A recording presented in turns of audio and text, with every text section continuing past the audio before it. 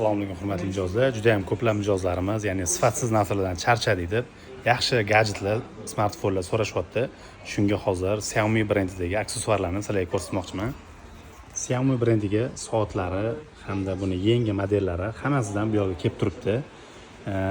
Bandlari, smart soatlari hammasi sotuvda bor.